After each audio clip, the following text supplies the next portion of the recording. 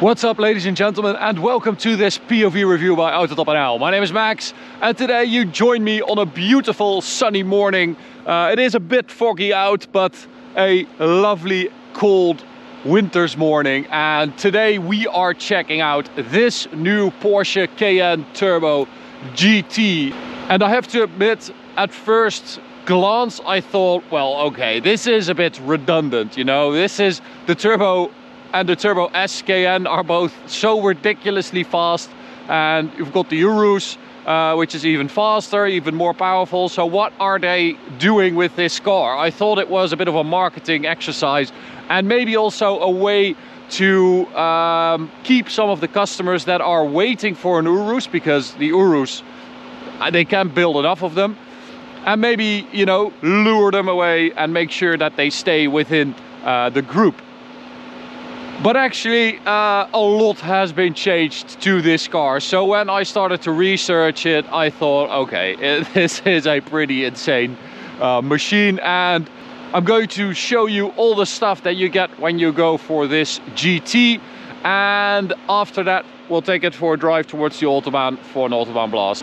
Alrighty, so we're not going to talk about the spec too much because it's wide, and because the spec is, well, you get a lot of stuff on this Turbo GT, so I think we're going to focus on that. We've got a lot of this black stuff. I think that's for the Turbo GT as well, actually, because this extension is, we've got bigger intakes at the front.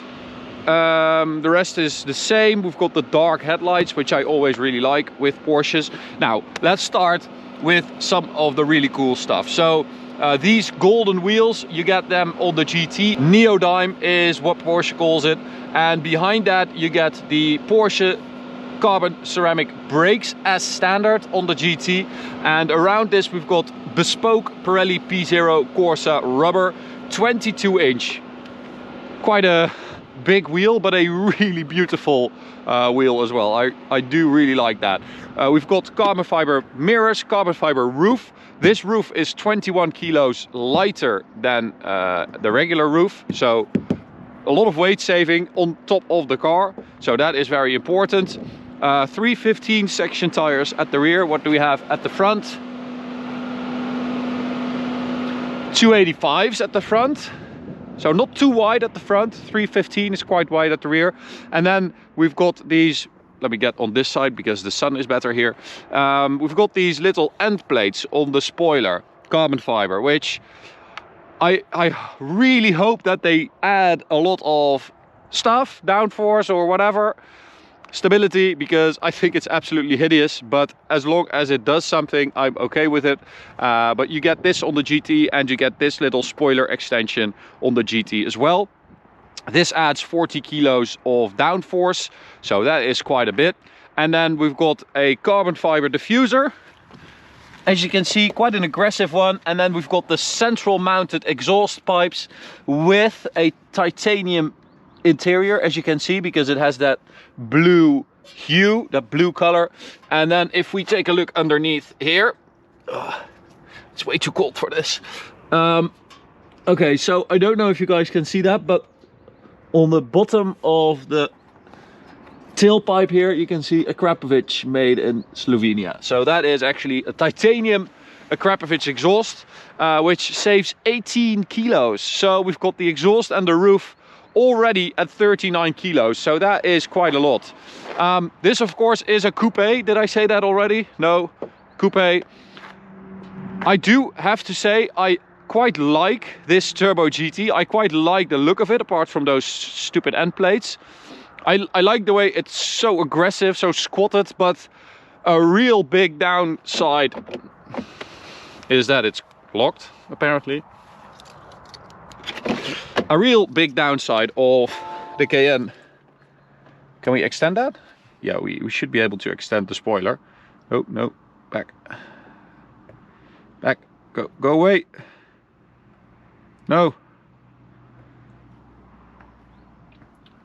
Spoiler. Okay, so when you extend that, which happens automatically, it extends more than that, right? What's happening? Is that... Oh, that's not right. Okay. Apparently it's just one of those days. It's not extending more than this, but I think when you're driving, it goes up to like here.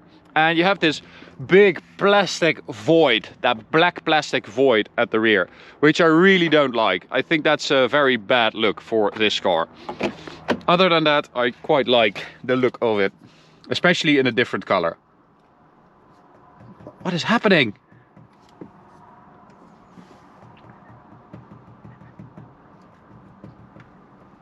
Okay. Alright, anyway, so let's take a look at the engine, because this is supposed to be the most performance and like driver focused SUV there is, basically. We've got the 4-liter V8 bi-turbo engine right there. So the Cayenne Turbo has this engine as well. So does the Urus. It has 550 horsepower in the Cayenne Turbo and 650 in the Urus. In this one, it has 640 horsepower, so 10 less than the Urus. Same amount of torque, 850 Newton meters. But as you know, Porsche horsepower is a bit more than other horsepower. So it is freaking powerful, this car. I think it's a bit more than 640. I think they couldn't give it more than the Urus. So I think they had to stay, you know, 10 horsepower clear of that, but it is a freaking beast. And it's not just software, they actually changed some fundamental bits in the engine. So we've got different pistons, different conrods, a different crankshaft, and the boost is just 0.1 bar more than in the turbo engine. So it really is those internals. So it really went to the GT department, apparently, who also make the GT3 cars and the GT3 RS and the GT2 and whatever. And the engine does feel differently. When you drive it hard, it feels like a different powertrain. I don't know what to say. I wasn't expecting it. But the fact that this is a GT also means that, of course, they fiddled with the suspension, the dampers. It's 15% stiffer than a regular turbo. They also changed the ride height of the air suspension, so it's lower. They changed the four-wheel steering system, so it's more aggressive, so you can slide it around more easily, and it's more rear-wheel biased in that sense, which it is. I have tested this, of course, in the name of science. And yeah, so it really does feel like a different car, and I really wasn't expecting that. Okay, so I think I said that already. So in here we've got the Turbo GT interior package, which means that we've got a lot of Alcantara on the dash, carbon fiber, these sports seats with Alcantara as well, and with this neodyme pattern in there. The stitching is in that neodyme, as well as the seat belt, goldish beige. And we've got this awesome steering wheel with a 12 o'clock marker and a red sport response button. Very nice Alcantara. And apparently, because you have this steering wheel, there is no lane keeping assist, which is great. And then in the rear, to save weight again, we've got two separate seats. Apparently this is lighter than a regular rear seat. I don't really see the difference. So maybe it's this little tray here, but other than that, I don't really see the difference. I do see that we've got Turbo GT logos on the headrests. And yeah, more Alcantara. It is a really nice interior spec, this. And as ridiculous as it is, all this Alcantara and lightweight stuff in a SUV, I do quite like it. Apparently I am sensitive to it. Oh, so let's put it in Sport Plus. Exhaust valves open up, you can hear that clearly. Neutral.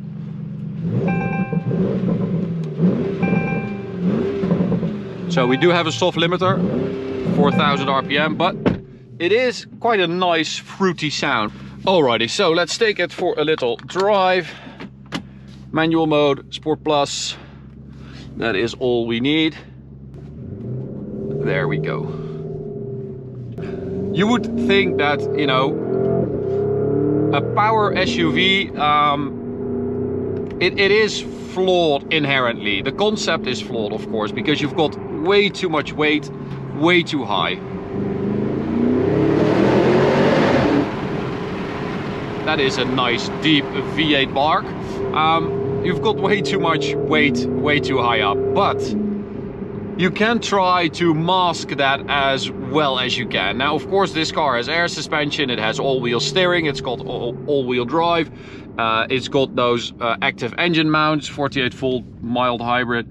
It's got those active engine mounts and active stabilization and stuff like that. And all this stuff has been tweaked by the GT department apparently to make it feel more like a sports car. That's basically what it is. And I have to say that it is quite an eye-opener, this car. It brings me back to the first time I drove the X6M, because that was the first time I thought, well, okay, so this can be fun as well. And it really blew my mind when I drove that car for the first time. This, though, I have to say, it is on another level. The turn-in, the chassis, the damping, everything feels so firm, so tight. It really does feel, it has a hint of GT, of Porsche GT in there. The directness of the steering, the beefiness, it's all very, very delicious. Okay, so let's do a launch control. This car is supposed to do 3.3 seconds. Oh. To 100. We've been able to do 3.17. That is truly insane. I mean, everything about this car is insane. It really is.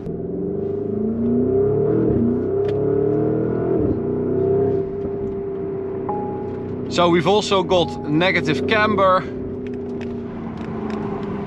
to make that front end turn in. What? What in the actual hell was that? Did you see that? I mean, it is very cold out and a bit damp, but that is proper power oversteer in second gear. That's how much power it sends to those rear wheels. Holy moly. I mean, that is pretty freaking insane. And the fact that it feels so good to do it and so manageable. This car still weighs 2,200 kilos. But it just works so well. Alrighty, so here we are at the Autobahn. I don't have a speedo cam today, so I hope you guys can see that one over there. Oh my god, that is impressive. Oh man, that's a lot of grip. Okay, so here we go, full throttle.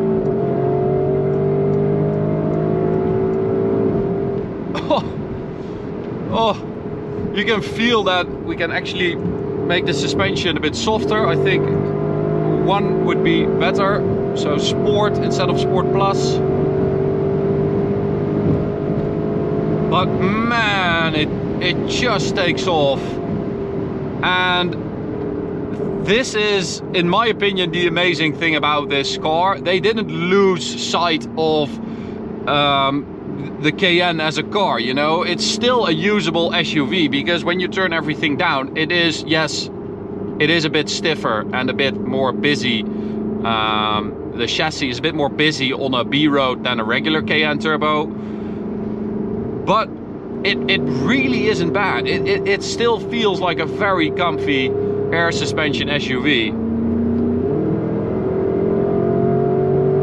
So top speed is 300 kilometers an hour. Let's find out if we can get close to that today. And of course, we've got those carbon ceramics 440mm 10 piston brakes at the front to slow us down when needed. Now, here we go. That's already 300 on the speedo. And I am chilling and vibing. This is quite easy.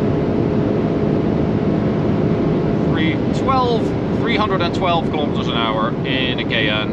And then we have these brakes. Oh, that is nice. Man, what a car. What a car. I have to admit, as I said at the beginning, I was a bit skeptical. The price difference is quite substantial. In the Netherlands you pay 224,000 euros for a Cayenne Turbo Coupe, and if you want this one it's 276, so it's a 52,000 euro gap, which is a lot. But when you drive it, I mean, I would pay it, no questions asked. It is an incredible piece of equipment, this, and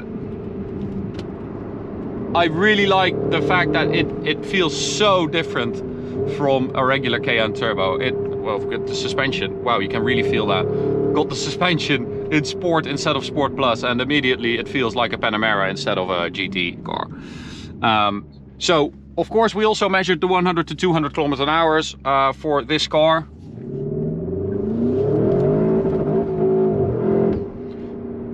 Damn, that's nice.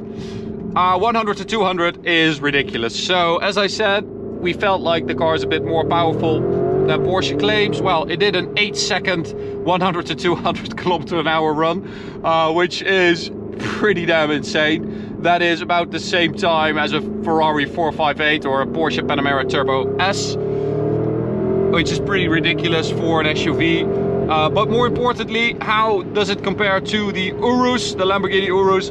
That car did an 8.6, so that is significantly quicker, this car. It is truly amazing. I'm going to end it here, guys. I hope you enjoyed it. You can subscribe by clicking the big button in the middle. You can also check out this video or go check out this playlist on the left. See you at the next one. Bye.